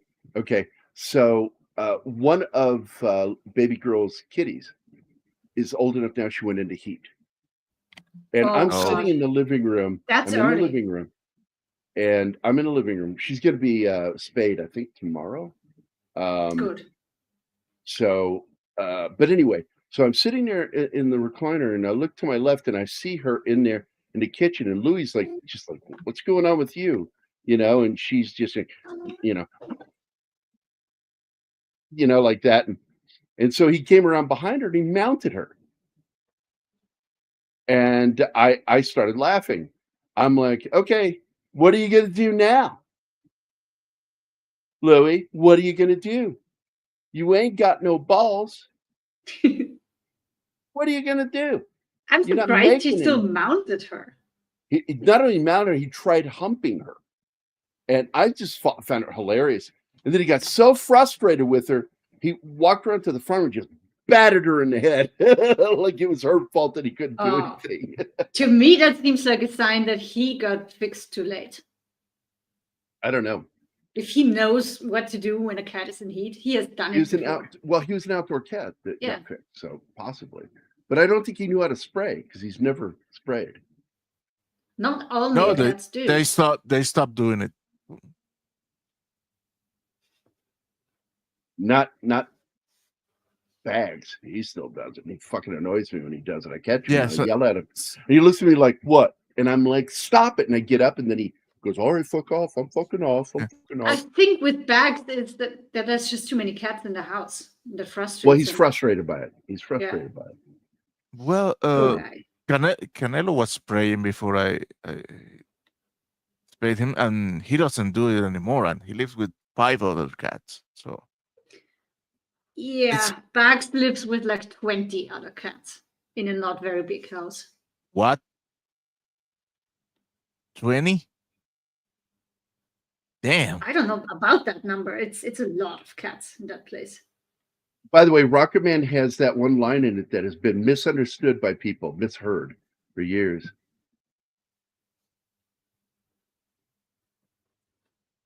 Oh, what's that? Well,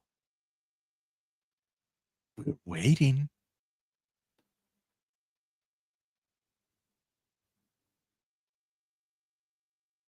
We're not going to get it. Yeah. And I'm I'm not going to looking ask. up because the line in the song is actually Rocket Man burning out his fuse up here alone. But people have like completely misunderstood. Musty Motorhome was one. Burning up the room with cheap cologne. Burning out his something all alone. Just people just kept misunderstanding those words. And I knew the words because I got the liner notes and I got the sheet music for it. And it's one of the 3 first songs I taught myself on piano reading sheet music. Because, like I said to Courtney, she made that joke. You know how to shut a drummer up? Put sheet music in front of him. And I'm like, I can read sheet music. I can't play off sheet music. Like I have to sit and read it and then make the notations. And then I go in and I figure it out on piano. But I know where everything is. I know where middle C is on there. I know when you've got the treble clef and when you got the bass clef. Which is which. You know what? Shut the fuck up. I need to go feed her. Well, go feed her for Christ's sake. And in the He's meanwhile, still alive. let's say hi to Joe, who's in the chat for a little while. Hello, Joe. Hello, Joe. Hoping he would jump on. Yeah, I love the lyrics of Rocket Man. It's one of those songs that I used to walk around singing as a kid. That one and the Crocodile Rock was another one I used to walk around singing as a kid. And it's so fucking good. She packed my bags last night pre-flight. 0 hour, 9 a.m. And I'm going to be as high as a kite by then. I miss the earth so much. I miss my wife. It's lonely out in space on such a timeless flight. And I love the way the guitar slowly, gradually goes up with no attack, just smoothly goes up. And I think it's going to be a long, long time till touchdown brings it around again to find I'm not the man they think I am at home. Oh, no, no, no. I'm a rocket man. Rocket Man, burning out his fuse up here alone. Great fucking song, man. Only time I've ever heard it done badly, and I still enjoy it, is William Shatner doing the spoken word version.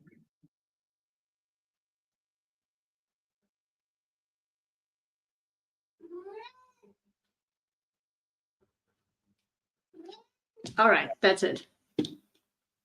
I need to shut my cat up, so I'm out. Well, You fed her. we should be wrapping up anyway. Well, I can wrap I'm up. about to go feed her. Yeah, we'll do that. But I was going to say you can walk away and feed her and come back. But all right. There we go. You decide. What? I want to thank Snorty, I'll be Tom back. Baker, the Basco Scenario, Gambit 1987, Slasher Fred, Boosh McFadden, Sandra Hammerslag, Ariel Ballette, and Joe's Atmosphere, all popping in to say hi. We appreciate it, guys. This is one of those shows we're doing for the Chief until he can come back. And everybody, keep your positive thoughts for the Chief and send out prayers so he gets to feeling better. So we miss him. So anyway, that's it, guys. We're the fuck out of here. So Bye. I do ask though. Pudding? No, thank you, sir. And We remember, should do that film soon. I like that be film. kind to your beavers. Be kind to your beavers, because they will be kind back to you and give you a lot of popcorn. I bet you didn't know beavers did that. Now you know. All right, we're out of here, guys. Everybody have a good day. We'll see you tomorrow. All right, Bye, now. everybody.